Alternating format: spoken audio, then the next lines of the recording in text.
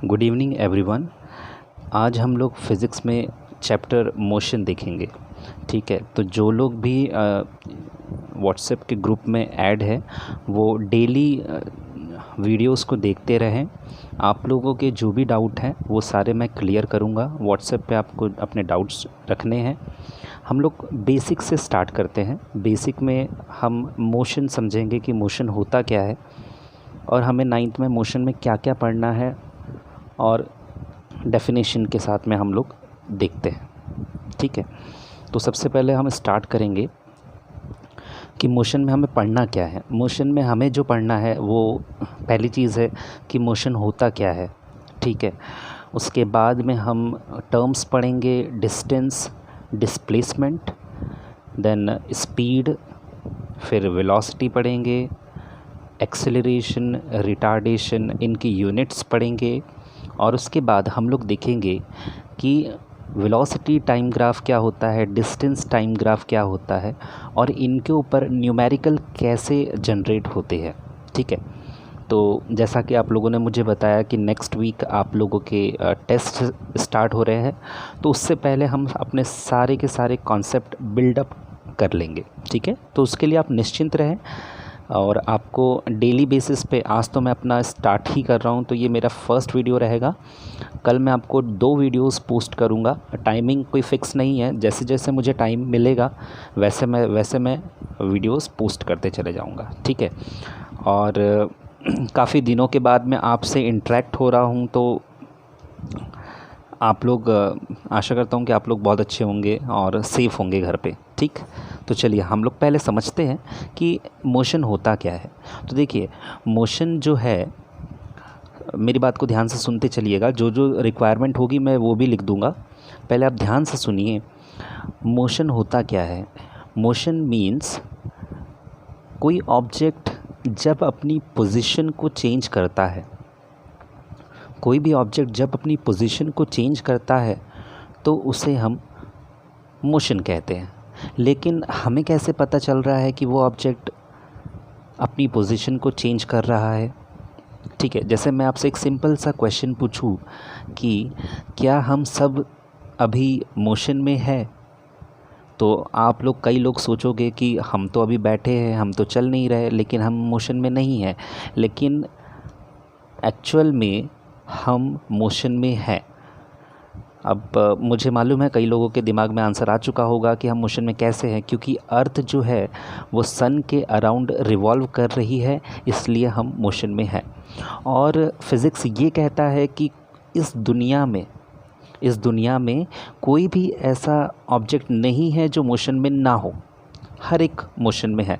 जैसे मैंने आपको last year big bang theory के बारे में बताया था।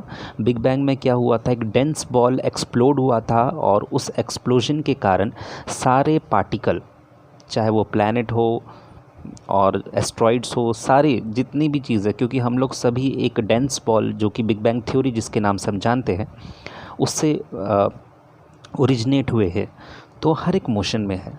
ठीक है, लेकिन उस मोशन को पता करने के लिए हमें एक रेफरेंस पॉइंट की ज़रूरत होती है। अब ये रेफरेंस पॉइंट होता क्या है? रेफरेंस पॉइंट को कोई भी एक पॉइंट आप कंसिडर कर सकते हैं जिसको आप फिक्स मान करके आगे की तरफ बढ़ना शुरू करते हैं। जैसे मैं आपको एक सिंपल सा एक एग्जांपल बताता हूँ। जैसे मान लीजिए ये कोई पॉइंट है और मैं इसको लिख देता हूँ नाम रेफरेंस पॉइंट। ठीक है, क्योंकि आपको किसी भी एक पॉइंट को फिक्स मानना होता है। रेफरेंस पॉइंट हमारा हमेशा फिक्स होता है। ठीक है, अब जब रेफरेंस पॉइंट हमारा फिक्स है, यानी फिक्स्ड पॉइंट है, और अगर आप किसी ऑब्जेक्ट को मूव करवाते हैं, मान लीजिए किसी भी पॉइंट लीजिए, मैं एक एग्जांपल देता हूँ। मान लीजिए मैं यहाँ से मूव कर रहा हूँ आगे की तरफ। ठीक है, मैं यहाँ से आगे की तरफ मूव कर रहा हूँ, तो जब मैं यहाँ पर था तो आपका ऑब्जेक्ट सामने था। जब मैं थोड़ा और आगे आया तो ये ऑब्जेक्ट आपके पास में आ गया, रेफरेंस पॉइंट आपके पास में आ गया। जैसे ही आप थोड़ा और आगे बढ़े, रेफरेंस पॉइंट पीछे चला गया। ठीक है, अभी अगर आप और थोड़ा आगे जाओगे, रेफरेंस पॉइंट और पीछे चला गया। तो आपको पता चल रहा है, किसी भी चीज़ को देख रहे हो आप जो कि पीछे की तरफ जा रही है, इसका मतलब डेफिनेटली आप आगे की तरफ जा रहे हो, इसका मतलब आप अपनी पोजीशन को चेंज कर रहे हो। लेकिन यही रेफरेंस पॉइंट अभी इस केस में अगर हम एक दूसरे को आपस में देखें, जैसे मान लीजिए एक सिंपल सा एग्जांपल देता हूँ आपको, बहुत ही अच्छा सा एग्जांपल। मान लीजिए अगर आप ट्रेन में बैठे हैं और ट्रेन की बोगी में आपके सामने एक और पैसेंजर बैठा हुआ है और आप उसके फ्रंट वाली सीट पर बैठे हुए हैं, ठीक है। आपको पता है आपकी ट्रेन चल रही है, आपकी ट्रेन की विंडोज़ सारी क्लोज़ है। जब ट्रेन की विंडोज़ सारी क्लोज़ है, आप बाहर नहीं देख पा रहे हैं, लेकिन आपको पता है ट्रेन चल रही है, ठीक है। भूल जाइए आपकी ट्रेन चल रही है। अब आप आपके सामने वाले पैसेंजर को देखिए और स्वयं को देखिए, यानी खुद को देखिए, आप दोनों ही एक फ़िक्स्ड पोजीशन पे बैठे हैं, लेकिन आपको एक रेफरेंस पॉइंट नहीं मिल रहा, क्योंकि आप उस ट्रेन में बैठे हैं। आपको रेफरेंस पॉइंट, जिस भी पॉइंट को अगर आप ट्रेन के अंदर रेफरेंस पॉइंट मानते हो तो वो सारी चीज़ें फ़िक्स है और आप भी उस पोजीशन के या उस पॉइंट के हिसाब से आप भी अपनी पोजीशन पे स्टैटिक है, ठीक है। तो आपकी ट्रेन चल रही है बट आपको लग रहा है कि आप स्टैटिक है, पर आप मोशन में हैं, ठीक है। तो उसी को जस्ट चेंज कीजिए, आप अपनी ट्रेन की विंडो को ओपन कीजिए और बाहर के किसी पॉइंट को रेफरेंस मानिए। आपको सारी चीज़ें पीछे की तरफ जाते हुए नज़र आएगी और आप आगे की तरफ, इसका मतलब डेफिनेटली आप मोशन में हैं। तो आप किसी एक फिक्स्ड पॉइंट को रेफरेंस मानते हुए आगे की तरफ बढ़ते हैं तो ही हम पता कर पाते हैं कि हम मोशन में है या नहीं। चलिए इसका दूसरा एग्जाम्पल लेते हैं। मान लीजिए, जस्ट इमेजिन करना है आपको, मैं ऐसा नहीं बोल रहा हूँ आपको यूनिवर्स में जाना है, आप यूनिवर्स में जाइए। आपको यूनिवर्स में छोड़ दिया जाए और यूनिवर्स में छोड़ने के बाद में आप पूरा, क्योंकि यूनिवर्स पूरा डार्क होता है और आपको छोड़ दिया जाए तो आपको नहीं पता कि आप किधर मूव कर रहे हैं, क्योंकि आपको रेफरेंस पॉइंट मिल नहीं पा रहा। आपको रेफरेंस पॉइंट को फिक्स मानना पड़ेगा, उसके पोजीशन के हिसाब से अपनी पोजीशन को कोरिलेट करना होगा, तो ही आपको पता चलेगा कि आप मोशन में है या नहीं है। तो जब आप किसी पॉइंट को फिक्स मानते हैं, उसके बेसिस पे आप बता पाते हैं कि वो ऑब्जेक्ट मूव कर रहा है या नहीं कर रहा है, ठीक है। तो ये इससे हम पता कर पाते हैं कि कोई ऑब्जेक्ट मोशन में है या नहीं, ठीक है। अब मैं आपको चौथा एग्जांपल देता हूँ। आप बैठे हैं ट्रेन में, ट्रेन का एग्जांपल है, आप बैठे हैं ट्रेन में और आपके साइड में दूसरी ट्रेन भी मूव करती है। पैरेलली आपके साथ में दूसरी ट्रेन मूव कर रही है, सेम डायरेक्शन में जिस डायरेक्शन से में आप जा रहे हैं, ठीक है। तो ऐसा कई बार ऐसा केसेस बने होंगे, आपने अपने आप को कोरिलेट भी किया होगा। कई बार आप स्टेशन में आपने ऐसा फील किया होगा। स्टेशन में ख़ास तौर से ऐसा होता है कि जब आप प्लेटफॉर्म की तरफ आपकी ट्रेन एंटर होती है या प्लेटफॉर्म से दूर जाती है, तो दोनों ही केसेस में कई बार आपको पैरेलल केस में आपको ट्रेन नज़र आती है जो कि उसी डायरेक्शन में जा रही है जिस डायरेक्शन में आप जा रहे हो, ठीक है। मान लीजिए आपकी ट्रेन यहाँ से इस डायरेक्शन में जा रही है और आप दूसरी ट्रेन भी इसी डायरेक्शन में जा रही है और दोनों की ही स्पीड कितनी है, मान लेते हैं 30 किलोमीटर पर आवर, ठीक है। ये स्पीड मैंने थोड़ी कम रखी है, किलोमीटर पर आवर। ये मैं यूनिट वगैरह सब आपको बताऊंगा, डोंट वरी। तो देखिए, ये भी ट्रेन 30 किलोमीटर पर आवर की स्पीड से सेम डायरेक्शन में जा रही है, ये भी ट्रेन 30 किलोमीटर पर आवर की स्पीड से सेम डायरेक्शन में जा रही है। जब ये दोनों ही ट्रेन सेम डायरेक्शन में जा रही है, तो जब ये ट्रेनें आगे बढ़ेगी तो आपका पॉइंट और ये वाला पॉइंट भी इतने ही डिस्टेंस पे आगे बढ़ेगा। इसका मतलब जब आप किसी विंडो से साइड वाली ट्रेन की विंडो में देखोगे तो आपको वो पर्सन स्टैटिक नज़र आएगा, क्योंकि स्पीड सेम है। स्टैटिक इसलिए नज़र आएगा क्योंकि वो जो रेफरेंस पॉइंट आपने माना है विंडो को, वो भी आपके साथ में उसी स्पीड से मूव कर रही है। तो इस केस में आप दोनों ही मोशन में हैं, लेकिन चूंकि आपका रेफरेंस पॉइंट भी आपके साथ मूव कर रहा है तो आपको थोड़ा कन्फ्यूजन होगा कि क्या वाकई में आपकी ट्रेन मूव कर रही है या हम स्टैटिक पोजीशन पे बैठे हुए हैं। तो इसे कहा जाता है रिलेटिव मोशन। तो वो हमारे सिलेबस में फ़िलहाल नहीं है, लेकिन ये भी एक केस होता है मोशन का, ठीक है। तो बेसिक चीज़ ये है कि मोशन, कोई ऑब्जेक्ट मोशन में है या नहीं, इसके लिए हमें किसी एक पॉइंट को फिक्स मानना होता है और उसके बेसिस पे हम अपने मूवमेंट को कोरिलेट करते हैं, ठीक है। अगर आपका फिक्स्ड पॉइंट पीछे की तरफ जा रहा है या आगे की तरफ जा रहा है, उसके हिसाब से आप ये कहते हैं कि आप मोशन में है या नहीं, ठीक है, तो ये तो हो गया मोशन। तो डेफिनेशन में आपको मैं लिख करके अलग से फ़ोटो में ग्रुप में आपको भेज दूंगा कि मोशन की डेफिनेशन क्या है। Motion means it is a change in position with respect to time according to fixed point. ठीक है, मोशन मीन्स अगर आप समय के साथ में अपनी पोजीशन को चेंज कर रहे हो किसी रेफरेंस पॉइंट को मानते हुए या फिक्स्ड करते हुए, तो ही आप कह सकते हो कि आप मोशन में हो। ठीक है, तो वो डेफिनेशन मैं आपको एक जो स्टैंडर्ड डेफिनेशन है मैं आपको लिख करके भेज दूंगा मीन्स इस वीडियो के बाद में आप वो चेक कर लीजिएगा। तो इसको मान लीजिए, इसमें भी अगर आपको कोई प्रॉब्लम आती है तो आप वीडियो के एंड में आप मुझे मैसेज कर सकते हैं। हो सकता है वीडियो थोड़ा सा लेट पोस्ट हो, तो आप देख लीजिएगा। तो हमारे पास पूरा टाइम है अभी, तो आप कर सकते हैं। ठीक है, तो चलिए, ये तो हो गया मोशन के बारे में। अब मोशन से रिलेटेड जो टर्म्स है वो टर्म्स हम सबसे पहले देखते हैं कि हमारी पहली टर्म्स क्या है। टर्म क्या है, वो है डिस्टेंस। अब ये डिस्टेंस होता क्या है, ये सारी चीज़ें आपने पढ़ी है। डिस्टेंस मीन्स किसी भी दो पॉइंट के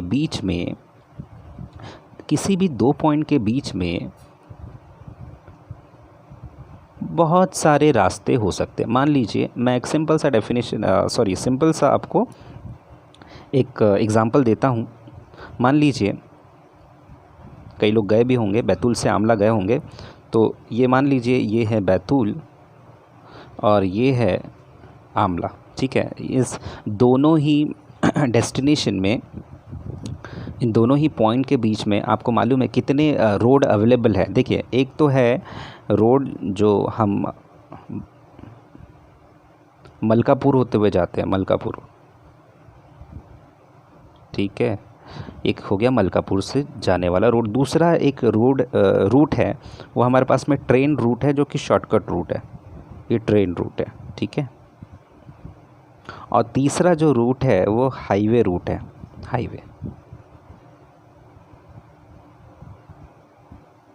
हाईवे रूट है।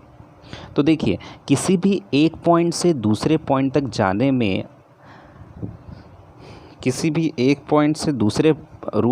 पॉइंट तक जाने में आपके पास में जो रूट अवेलेबल है, मान लीजिए ये हाईवे ब्लॉक है अभी। ठीक है, रेलवे रूट भी ब्लॉक है, किसी कारणवश ये दोनों ही रूट हमारे पास में अवेलेबल नहीं है। मान लेते हैं एक ही रास्ता आपके पास में अवेलेबल है, तो हम कहेंगे कि किसी एक पॉइंट से दूसरे पॉइंट तक जाने में जो एक्चुअल पाथ आपने कवर किया, the actual path covered by an object to travel from one point to another is called distance. किसी भी एक पॉइंट से दूसरे पॉइंट तक जाने में जो आपको एक्चुअल पाथ ट्रैवल करना होता है। एक्चुअल पाथ कैसा भी हो सकता है, ये हो सकता है स्ट्रेट हो सकता है कर्व हो सकता है आपको मान लीजिए यहाँ से यहाँ जाना है, लेकिन ये शॉर्टकट पाथ अवेलेबल नहीं है, आपको इतना घूम के जाना पड़ रहा है, दैट इज़ एक्चुअल पाथ। तो डिस्टेंस मीन्स होता है actual path covered by an object. Actual path covered by an object to travel from one point to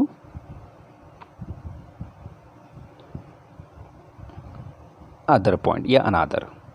okay, तो ये होता है हमारा डिस्टेंस। और डिस्टेंस हमेशा हम लोग की जो डिस्टेंस हम लोग की स्टैंडर्ड यूनिट होती है वो होती है मीटर। ठीक है, ये स्टैंडर्ड यूनिट होती है, और ये तो स्मॉल यूनिट होती है जो कि स्टैंडर्ड यूनिट होती है। और दूसरी यूनिट होती है इसका बड़ा रूप जो होता है, दैट इज़ किलोमीटर। तो डिस्टेंस हम हमेशा यूनिट यूज़ करेंगे मीटर के साथ में, ठीक है। तो मीटर के साथ में हम आगे भी देखेंगे कि स्पीड में हम मीटर को यूज़ करेंगे इन टर्म्स ऑफ सेकेंड, जो कि मैं आपको डेफिनेशन बता दूंगा। फिर किलोमीटर को अगर हम स्पीड के टर्म में लिखेंगे तो किलोमीटर पर आवर, जो कि बड़ी यूनिट है टाइम की, वो हम देखेंगे। तो ये होता है डिस्टेंस। डिस्टेंस मीन्स होता है किसी भी एक पॉइंट से दूसरे पॉइंट तक जाने में जो भी आपने एक्चुअल पाथ कवर किया है, डिपेंड करता है कि वो एक्चुअल पाथ मीन्स एक ही अवेलेबल पाथ, ठीक है। हो सकता है आपके पास में 2 पाथ हो, लेकिन आपको बोला गया, मान लीजिए 3 पाथ अवेलेबल है। मैंने आपसे कहा कि आपको जाना है, ट्रैवल करना है बैतूल से आमला। आपने बोला सर ये वाला रूट तो ब्लॉक है, ये वाला रूट भी ब्लॉक है, मेरे पास एक ही रूट बचा है जो कि है हाईवे, तो मैंने तो ये हाईवे फॉलो किया है, तो मेरा जो एक्चुअल पाथ होगा वो ये होगा, ठीक है। ओके, चलिए अब नेक्स्ट टर्म जो होती है डिस्टेंस के बारे में, आपसे सिंपल कोई भी कुछ पूछता है कि व्हाट इज़ डिस्टेंस, तो आपको कहना है the actual path which is covered by an object from one point to another, और इसकी यूनिट होती है मीटर। चलिए नेक्स्ट टर्म जो है that is displacement.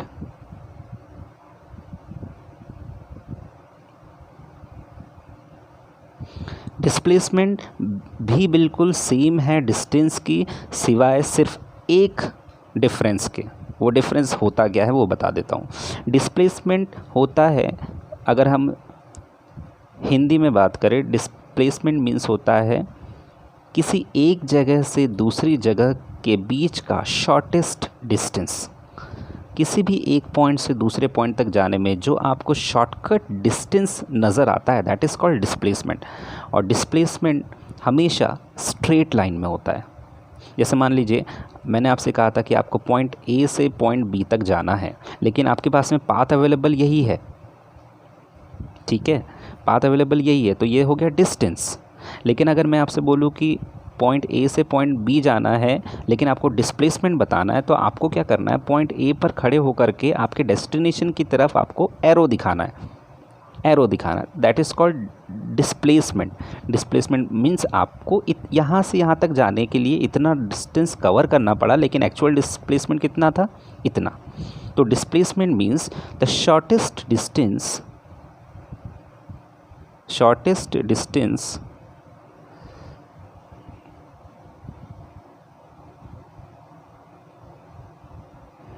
between 2 points, या shortest distance covered by an object from one point to another। तो ये शॉर्टेस्ट डिस्टेंस होता है, ठीक है। अब इसकी यूनिट भी क्या होती है, चूँकि आपने दोनों ही केसेस में एक डिस्टेंस को कवर किया है, तो वो उसकी भी यूनिट हो जाएगी मीटर, स्टैंडर्ड यूनिट मीटर। और अगर बड़ी यूनिट लिखना है तो किलोमीटर, ठीक है। तो सिर्फ इतना ही डिस्टेंस है, डिफरेंस है कि डिस्टेंस होता क्या है, इट इज़ एक्चुअल पाथ, और डिस्प्लेसमेंट होता है इट इज़ शॉर्टेस्ट पाथ। अब आपको एक और टर्म सुनने में आई होगी, वेक्टर क्वांटिटी और स्केलर क्वांटिटी। तो स्केलर और वेक्टर क्वांटिटी होती क्या है, तो सबसे पहले मैं आपको बता दूं कि स्केलर क्वांटिटी क्या होती है। स्केलर क्वांटिटी होती है वो क्वांटिटी जिसमें आपको केवल और केवल एक न्यूमेरिकल वैल्यू मिलती है। जैसे मास की यूनिट होती है KG, that is scalar quantity. मैंने आपसे कहा डिस्टेंस कितना ट्रैवल किया, तो आप बोलोगे सर हमने 5 किलोमीटर ट्रैवल किया है, मतलब आपको एक न्यूमेरिकल वैल्यू मिलती है। मैंने आपसे पूछा कि कितनी क्वांटिटी आपने कोई भी ऑब्जेक्ट को ख़रीदा है, या शक्कर ख़रीदने गए आप तो कितना ख़रीदा आपने, तो आप बोलोगे सर हमने 2 kg शक्कर ख़रीदी है, तो that is quantity, that is mass. So वो भी हो गई स्केलर क्वांटिटी। लेकिन और डिस्टेंस भी हो गया आपका स्केलर क्वांटिटी, मतलब आपको एक न्यूमेरिकल वैल्यू जहाँ मिलती है दैट इज़ स्केलर क्वांटिटी। अब अच्छा, वेक्टर क्वांटिटी क्या होती है? वेक्टर क्वांटिटी में भी आपको यूनिट मिलती है, लेकिन उसको हम कैसे कहेंगे कि ये वेक्टर क्वांटिटी? कैसे जानोगे आपकी स्केलर कौन सी होती है, वेक्टर क्वांटिटी? वो वेक्टर क्वांटिटी कैसी होती है? देखिए, वेक्टर क्वांटिटी वो क्वांटिटी होती है जहाँ आपको एक डायरेक्शन मिलता है, और स्केलर क्वांटिटी में आपको क्या मिलती है? मैग्नीट्यूड। मैग्नीट्यूड मतलब कुछ ना कुछ वैल्यू मिलती है, सिर्फ वैल्यू। और वेक्टर क्वांटिटी में आपको मैग्नीट्यूड तो मिलता ही है, साथ में डायरेक्शन मिलता है। जैसे मैं आपको कुछ एग्जांपल बताता हूँ। देखिए, मैंने आपसे कहा कि वेट आपका कितना है। वेट का फॉर्मूला होता है mg। m मतलब मास और g मतलब होता है x। ये ग्रेविटी है, एक्चुअली ग्रेविटी। वो ग्रेविटी भी आपको अभी शायद पता नहीं होगा, मैं आपको सारी चीज़ें बता दूंगा। तो जब वेट आप नापते हो या तौलते हो तो आप किसी वेइंग मशीन में खड़े होते हो, और वेइंग मशीन में खड़े होते हैं मतलब आपका वेट नीचे की तरफ आता है। ऐसा तो नहीं कि वेट ऊपर की तरफ जा रहा है, नहीं, वेट नीचे की तरफ ही, आप पैरों की तरफ ही आप वज़न लगता है तो ही आपको वेट की वैल्यू मिलती है। तो जहाँ एक डायरेक्शन मिलता है, that is called vector quantity. तो देखिए, क्या आपको डिस्टेंस में कोई डायरेक्शन मिला? नहीं, डिस्टेंस में हमें कोई डायरेक्शन नहीं मिला। जहाँ जहाँ रोड गया हम वैसे वैसे टर्न होते चले गए। ठीक है, यहाँ से यहाँ जाना था, यहाँ से यहाँ जाना था, हर जगह डायरेक्शन आपका चेंज हो रहा है। तो डायरेक्शन चेंज नहीं होना चाहिए। जब डायरेक्शन चेंज नहीं होता, दैट इज़ स्केलर क्वांटिटी। और जहाँ डायरेक्शन आपको मिलता है, दैट इज़ कॉल्ड डिस्प्लेसमेंट। और डिस्प्लेसमेंट मतलब क्या? एक शॉर्टेस्ट डिस्टेंस। मैंने आपसे कहा किसी एक पॉइंट से दूसरे पॉइंट पर जाना है, ए पॉइंट से बी पॉइंट तक जाना है, बहुत सारे रास्ते हैं, अलग अलग डायरेक्शन आपको मिलेगी हर जगह, हर बार आपको डायरेक्शन चेंज होता रहेगा। लेकिन एक फिक्स, आपने अगर अपने टारगेट को फिक्स कर लिया, इसका मतलब आपका एक फिक्स डायरेक्शन मिल गया। इसीलिए हमेशा आपका डिस्प्लेसमेंट जो होता है वो कौन सी क्वांटिटी होती है? Vector quantity. ठीक है, और डिस्टेंस जो होता है वो स्केलर क्वांटिटी होती है।